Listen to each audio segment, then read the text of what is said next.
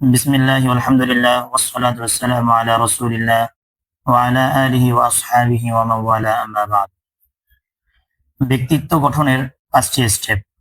আপনি যদি সমাজে, পরিবারে, প্রতিষ্ঠানে নিজের অবস্থান তৈরি করতে চান এবং নিজের ব্যক্তিত্বকে ফুটিয়ে তুলতে চান, তাহলে আপনার জন্য ৫টি step.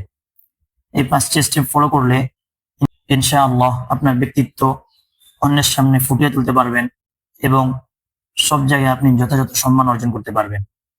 Number ১, self analysis. Number ২, self learning. Number ৩, self management. Number ৪, self development. Number ৫, self branding. বিষয়গুলোকে একটু বিস্তারিতভাবে বলি। সর্বপ্রথম হচ্ছে সেলফ অ্যানালাইসিস, অর্থাৎ নিজেকে আবিষ্কার করা, নিজের ইউনিকনেস এবং উইকনেস গুলোকে আইডেন্টিফাই করা, যে আমার মধ্যে কি কি ভালো যোগ্যতা আছে, যেগুলোর কারণে আমি অন্যের তুলনায় কিছুটা হলেও এগিয়ে আছি এবং যে কাজটা আমি খুব ভালোভাবে করতে পারি, কারোর জন্য অনেক বেশি কষ্টসাধ্য হয়ে যায় কিন্তু আমি খুব স্মুথলি, মজার সাথে, আনন্দের সাথে করে ফেলতে পারি। এবং নিজের দুর্বলতাগুলো খুঁজে বের করতে হবে, যে হতে পারে আমি এই বিষয়গুলো পারি না, আমি ভালোভাবে কথা বলতে পারি না, উপস্থাপন করতে পারি না, অথবা আমি অল্পতেই রেগে যাই। আবার হতে পারে যে আমি সামান্য কোনো কথাতে খুব বেশি মনক্ষুণ্ণ হয়ে যাই, ভেঙে পড়ি। এই ধরনের আপনার নিজের যোগ্যতাগুলো এবং সাথে সাথে আপনার দুর্বলতাগুলোকে একটি কাগজের মধ্যে দুই পাশে লিখতে হবে। এটা হচ্ছে প্রথম স্টেপ। এখন এক্ষেত্রে আমাদের ভিতরে কি প্রতিভা আছে এই বিষয়টাকে বের করা এবং আইডেন্টিফাই করা, আমাদের মধ্যে কোন ধরনের প্রতিভা আছে এই বিষয়গুলোকে বের করা এবং আইডেন্টিফাই করা অনেক সূক্ষ্ম একটি বিষয়। তো আমাদের মধ্যে যে ধরনের প্রতিভাগুলো আছে সেগুলো হচ্ছে মৌলিকভাবে ৪ ধরনের, অর্থাৎ সেই প্রতিভার ৪টি অবস্থা হতে পারে। নাম্বার ১ হচ্ছে এমন প্রতিভা যেটা আমিও জানি, অন্যরাও জানে। যেমন হতে পারে আপনি খুব ভালো লিখতে পারেন, অথবা আপনি অনেক সুন্দরভাবে বলতে পারেন, সেটা আপনিও জানেন এবং অন্যরাও জানে। তো এই বিষয়টা তো অবশ্যই নিজে মূল্যায়ন করি, অন্যরাও সাধারণত মূল্যায়ন করে থাকে। দ্বিতীয় হচ্ছে এমন যোগ্যতা যেটা আমি নিজে জানি কিন্তু অন্যরা জানে না। যেমন হতে পারে আপনি অনেক সুন্দর ভালো গজল গাইতে পারেন, আপনি অনেক সুন্দর ভালো বক্তব্য দিতে পারেন, অথবা আপনি কোন একটি সমস্যার খুব সহজে সুন্দরভাবে সমাধান করতে পারেন। তো এটা আপনি নিজে জানেন কিন্তু অন্যরা না জানার কারণে আপনাকে যথাযথভাবে মূল্যায়ন করছে না। তো সেক্ষেত্রে করণীয় হচ্ছে যে নিজের এই প্রতিভাটাকে অন্যের সামনে উপস্থাপন করা। তাহলে দেখা যাবে যে এটার মাধ্যমে আপনি আরো অনেক বেশি সমাজের কাজ করতে পারবেন এবং সেই কাজ করার কারণে অন্যরা আপনাকে মূল্যায়ন করা শুরু করবে। এবং তৃতীয় হচ্ছে এমন প্রতিভা যেটা আমি নিজে জানি না কিন্তু অন্যরা জানে। বিষয়টা হচ্ছে এরকম যে অনেক সময়ই আমরা নিজের কি যোগ্যতা আছে সেটা আমরা খুঁজে পাই না। তো সেক্ষেত্রে আমরা চাইলে বন্ধু বান্ধব বা পরিবারের কারো কাছ থেকে সাহায্য নিতে পারি, যে আমার মধ্যে কোন কোন যোগ্যতা আছে এবং কি কি দুর্বলতাগুলো আছে।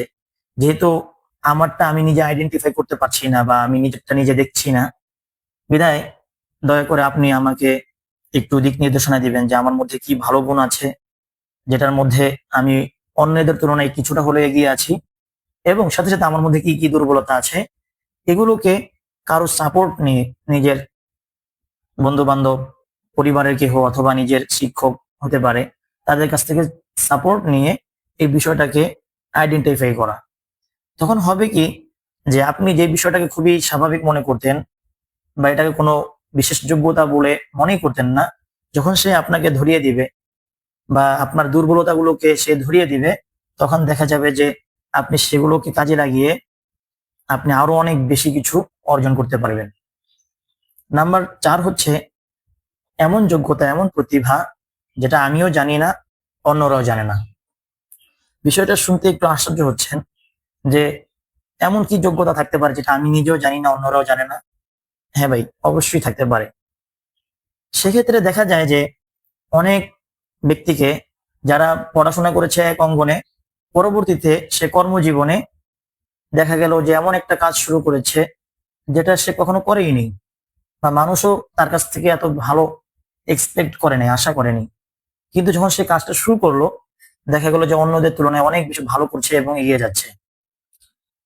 তো সেক্ষেত্রে অনেককে দেখা যায় যে সে বিজনেসম্যান, সে ভালো ব্যবসা করে, কিন্তু তার টিচিং এর, পড়ানোর কোনো এক্সপিরিয়েন্স নাই। কিন্তু পরবর্তীতে দেখা যাচ্ছে যে সে যখন কোনো একটা প্রোগ্রামে লেকচার দিচ্ছে, প্রেজেন্টেশন দিচ্ছে, এতটাই ভালো করছে যে সে নিজে কখনো এটাকে আইডেন্টিফাই করে নাই এবং সাধারণ মানুষও তার কাছ থেকে এত ভালো আশাই করেনি। তো তখন এই প্রতিভাগুলো যখন জেগে উঠবে, সেটার মাধ্যমে আপনি আরো বেশি ব্যাপকভাবে কাজ করতে পারবেন এবং আরো বেশি উন্নত হতে পারবেন। তো এই যোগ্যতাটাকে বের করার জন্য সিম্পল একটা মেথড হচ্ছে যে আপনার সামনে যখন নতুন নতুন কাজ আসবে, নতুন নতুন চ্যালেঞ্জ আসবে, সেগুলোকে আপনি বুঝে শুনে অ্যাকসেপ্ট করবেন, করে কাজটাকে কিছু দূর করার চেষ্টা করবেন। যখন কাজটাকে কয়েকদিন করতে পারবেন, তখন আপনি নিজেই আবিষ্কার করতে পারবেন, বুঝতে পারবেন যে কাজটাকে আমি ভালো পারছি কিনা। যখন আপনি এইভাবে কয়েকটা চ্যালেঞ্জ গ্রহণ করবেন, নতুন নতুন আইডিয়া নিয়ে কাজ করবেন, তখন দেখা যাবে যে আপনার ভিতরের যে লুকায়িত প্রতিভা আছে সেটা বেরিয়ে আসবে এবং সেটার মাধ্যমে আপনি ব্যাপকভাবে কাজ করতে পারবেন দিনের জন্য, সমাজের জন্য এবং পুরো বিশ্বের জন্য। আপনি অনেক ইম্প্যাক্টফুল কাজ করতে পারবেন ইনশাআল্লাহ। তো এই প্রথম স্টেপ হচ্ছে সেলফ অ্যানালাইসিস, নিজের উপরে গবেষণা করে নিজের প্রতিভাগুলো এবং দুর্বলতাগুলো বের করতে হবে। তো এই ক্ষেত্রে যখন দুর্বলতাগুলো আমরা পাবো, সেই দুর্বলতাগুলো কিভাবে কাটানো যায় সেগুলোর জন্য আমরা আস্তে আস্তে স্টেপ নেওয়া শুরু করব। তাহলে দেখা যাবে যে আমার ব্যক্তিত্ব আস্তে আস্তে ধীরে ধীরে অনেক সুন্দর হবে এবং আরো পরিপূর্ণ হবে। Number 2, self learning. যখন আমি নিজের প্রতিভা, নিজের আগ্রহ এবং নিজের মন মস্তিষ্কটাকে বুঝলাম, তখন আমাকে সেই অনুযায়ী পড়ালেখা করতে হবে। তো সেক্ষেত্রে আপনি স্কুলে পড়েন অথবা মাদ্রাসায় পড়েন, যে লাইনেই পড়েন, আপনি নিজে শুরুতেই আইডেন্টিফাই করতে হবে যে আমি কোন জিনিসটা নিয়ে পড়াশোনা করব। আমি কি দ্বীনি জ্ঞান শিক্ষা করব নাকি দুনিয়াবি জ্ঞান শিক্ষা করব, অথবা আমি কোন অঙ্গনে পড়লে আরো বেশি ভালো করতে পারবো, আমার কোন অঙ্গনে আমার এক্সপিরিয়েন্স বেশি বা আমার প্রতিভাটা সেখানে অ্যাডজাস্ট বেশি হয়। এই বিষয়টাকে লক্ষ্য করে আমাদের পড়াশোনা করতে হবে। হ্যাঁ, এখন আমরা যারা অলরেডি পড়াশোনা করে ফেলেছি বা অনেক দূর চলে এসেছি, আমরা কি করব? তো সেক্ষেত্রে কথা হচ্ছে যে প্রতিষ্ঠান আপনাকে সবকিছু শিখিয়ে দিতে পারবে না, এটাই স্বাভাবিক। মাদ্রাসায় আপনাকে কি পড়াবে? মাদ্রাসায় আপনাকে দ্বীনি জ্ঞান শিক্ষা দিবে এবং একজন বেটার মুসলিম হওয়ার জন্য আপনি যেন মজবুত ভাবে আপনার ইমান, আকীদা এবং আমলগুলো রক্ষা করতে পারেন, সেটাকে আপনাকে শিখাবে এবং প্র্যাকটিস করাবে। হ্যাঁ, পাশাপাশি যদি আপনি ব্যবসাও করতে চান, তখন আপনার লাগবে হচ্ছে সেলফ লার্নিং। আপনি পাশাপাশি কিছু শিক্ষা দীক্ষা অর্জন করে আপনি ব্যবসা শুরু করতে পারেন, অথবা আপনি কৃষিকাজ করতে চাচ্ছেন বা অন্য কোনো একটা পেশা আপনি গ্রহণ করতে চাচ্ছেন, সেক্ষেত্রে আপনার লাগবে সেলফ লার্নিং। আপনি সেটাকে শিখে আপনি সেই অনুযায়ী সেই প্রতিভাটাকে কাজে লাগিয়ে নতুন ভাবে উপার্জন করতে পারবেন এবং আরো বেশি দূর এগিয়ে যেতে পারবেন। সেক্ষেত্রে আপনি নতুন নতুন যে স্কিল গুলো আছে সেগুলো শিখতে পারেন। তেমনি ভাবে আপনি স্কুল কলেজে যদি পড়ে থাকেন, সেক্ষেত্রে স্কুল কলেজ আপনাকে সবকিছু শিখিয়ে দিবে না। এমনিতেই এডুকেশন সিস্টেমের উপরে অনেক প্রশ্ন, তার মধ্যে আপনাকে সব ধরনের বাস্তবিক জ্ঞান এবং যে সমস্ত স্কিলের ডিমান্ড আছে সেগুলোকে আপনি শিখিয়ে দিবে না। তো আপনি নিজেকে আবিষ্কার করার পরে যখন আপনি ভাবতে পারবেন, বুঝতে পারবেন যে হ্যাঁ, আমি ডিজিটাল মার্কেটিং নিয়ে কাজ করলে আমি বেশি এগিয়ে যেতে পারবো, অথবা আমি যদি বিজনেস নিয়ে কাজ করি তাহলে আমি একজন ভালো বিজনেসম্যান হতে পারবো, অথবা আমি যদি এগ্রিকালচার নিয়ে কাজ করি তাহলে আমি খুব ভালো করতে পারবো। এই বিষয়গুলো যখন আপনি আইডেন্টিফাই করতে পারবেন, তখন আপনার প্রয়োজন হচ্ছে সেলফ লার্নিং। আপনি প্রতি মাসে আপনি 1টা 2টা বই পড়েন, যেমন আপনার স্কিল ডেভেলপমেন্ট হয় এবং আপনি যে অঙ্গনে কাজ করতে চাচ্ছেন সেই অঙ্গনে যেন আপনি ভালো করতে পারেন, আপনার এই জন্য অবশ্যই সেলফ লার্নিং লাগবে। তো আমরা এই 2টি স্টেপ শেষ করলাম। নাম্বার 1 ছিল self analysis, number 2 self learning. এই 2টার পরে 3 নম্বর হচ্ছে সেলফ ম্যানেজমেন্ট। অর্থাৎ যখন আমি নিজের প্রতিভাগুলোকে জানতে পারলাম, বুঝতে পারলাম এবং নিজের দুর্বলতাগুলোকেও আইডেন্টিফাই করতে পারলাম, তখন আমার করণীয় হচ্ছে যে আমার যে যোগ্যতাগুলো আছে সেগুলো যেন আমার কোনো নেগেটিভ কাজে বা খারাপ কাজের দিকে ব্যবহার না হয়। দেখা গেল যে আপনি খুব ভালো কথা বলতে পারেন, মানে সেক্ষেত্রে যদি এটাকে আপনি কোনো অনৈতিক কাজে সেটা প্রয়োগ করেন, ডেফিনেটলি এটা আপনার জন্য উচিত হবে না। তেমনি ভাবে হয়তোবা আপনি অল্পতেই রেগে যান, অথবা সামান্য কোনো কথাকে ব্যক্তিগতভাবে নিয়ে আপনি খুব কষ্ট পান এবং ভেঙে পড়েন। যখন এটাকে আপনার দুর্বলতাগুলোকে আইডেন্টিফাই করতে পারবেন, তখন আপনার সেলফ ম্যানেজমেন্ট লাগবে, যে এটাকে আস্তে আস্তে নিজের মানসিকতাকে আরো মজবুত করে, চিন্তা চেতনাকে আরো বড় করে, যেন এই দুর্বলতাগুলোর কারণে আপনার কর্মজীবনে কোনো প্রভাব না পড়ে, সেজন্য আপনাকে নিজেকে ওইভাবে তৈরি করতে হবে এবং নিজেকে ম্যানেজ করার চেষ্টা করতে হবে। তো এই ৩ নম্বর স্টেপে এসে আমরা আমাদের প্রতিভাগুলোকে ম্যানেজ করব, অর্থাৎ সেগুলোকে সমাজ এবং দিনের কাজে ব্যবহার করব। সেগুলো যেন কোনোভাবেই অনৈতিক কাজে, সমাজের জন্য ক্ষতিকারক বা ইসলামের বিরুদ্ধে যায়, এমন কোনো কাজে আমরা যেন আমাদের প্রতিভাগুলোকে ব্যয় না করি, খরচ না করি। তেমনি ভাবে আমাদের যে দুর্বলতাগুলো আছে সেগুলোকে যেন আমরা ধীরে ধীরে কাটিয়ে উঠতে পারি এবং তার কারণে আমার কর্মজীবনে, আমার ব্যক্তিগত জীবনে যেন প্রভাব না পড়ে, সেই বিষয়ে সচেতন থাকতে হবে। Number 4, self development. আমরা যখন নিজেকে আবিষ্কার করলাম, সেটা নিয়ে পড়াশোনা করলাম এবং মোটামুটি ম্যানেজও করতে পারছি, অনেক ক্ষেত্রে আমরা এখানে ফাঁদের মধ্যে পড়ে যাই যে এর চেয়ে ভালো কিছু করার আর আমরা চিন্তাই করি না, মনে করি যে এটাই যথেষ্ট।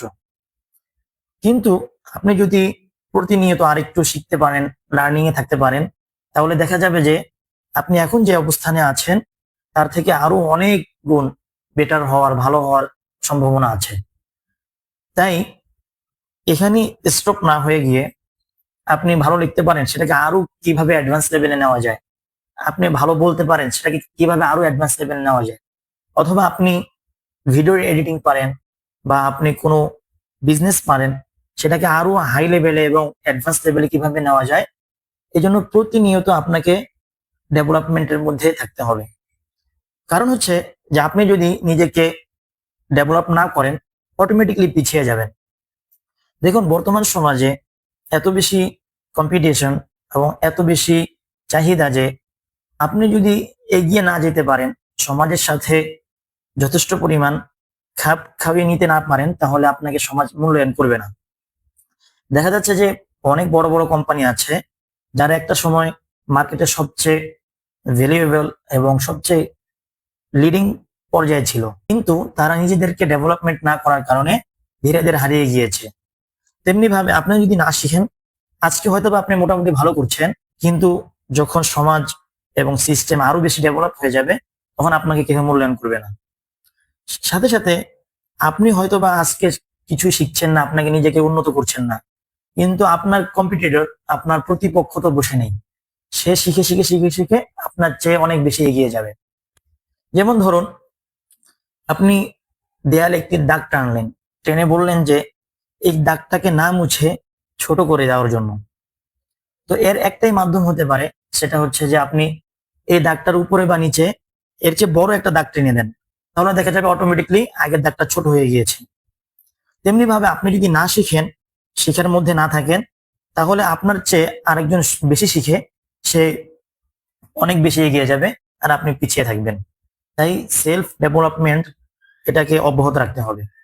এবং সর্বশেষ হচ্ছে সেলফ ব্র্যান্ডিং। বর্তমান সময়ে এসে শুধুমাত্র কোনো কাজের মধ্যে এক্সপার্ট হওয়াই যথেষ্ট নয়, বরং সেখানে নিজেকে ব্র্যান্ড হিসেবে দাঁড় করতে হবে। নিজেকে এমন ভাবে গড়ে তুলতে হবে এবং সেই কাজের মধ্যে এমন ভাবে যোগ্যতা সম্পন্ন হতে হবে যেন সকলে আপনাকে অনুসরণ করে, আপনি একটা অনুসরণীয় ব্যক্তিতে রূপান্তর হতে পারেন, সেইভাবে নিজেকে গড়ে তুলতে হবে। তো সেক্ষেত্রে আপনি যদি একজন স্টুডেন্টও হয়ে থাকেন, এমন ভাবে নিজের পড়াশোনাকে এবং নিজের সময়গুলোকে এমন ভাবে কাজে লাগান, এত ভালো পড়াশোনা করুন যেন সকলে আপনাকে অনুসরণ করে। বাবা মা তাদের সন্তানকে বলে যে তার মতো হওয়ার চেষ্টা করো, শিক্ষকরা ছাত্রদেরকে বলে তার মতো হওয়ার চেষ্টা করো। আপনি যদি একজন বিজনেসম্যান হয়ে থাকেন, তাহলে এমন ভাবে, হালাল ভাবে, এত সুন্দর ভাবে বিজনেস পরিচালনা করুন যেন সবাই বলে যে তার মতো বিজনেসম্যান হওয়া উচিত। আপনি যদি একজন শিক্ষক হয়ে থাকেন, নিজেকে এমন ভাবে গড়ে তুলুন যেন সকলে বলে যে শিক্ষক হলে তার মতোই হওয়া উচিত। এইভাবে নিজের ব্র্যান্ড দাঁড় করাতে হবে, নিজেকে একটি অনুসরণীয় অবস্থানে নিয়ে যেতে হবে। তাহলে ইনশাআল্লাহ দেখা যাবে যে সমাজে, পরিবারে এবং প্রতিষ্ঠানে আপনার যথেষ্ট পরিমাণ সম্মান এবং মর্যাদা সকলেই আপনাকে দিবে এবং আপনি অনেক বেশি অন্যদের থেকে এগিয়ে যেতে পারবেন ইনশাআল্লাহ। তো এই 5টি বিষয় যদি লক্ষ্য করতে পারি তাহলে আমাদের ব্যক্তিত্ব গঠন হবে এবং আমরা অন্যদের তুলনায় অনেক বেশি এগিয়ে যেতে পারবো। আল্লাহ তাআলা তৌফিক দান করুন, আমিন। আসসালামু আলাইকুম ওয়া রাহমাতুল্লাহি ওয়া বারাকাতুহু।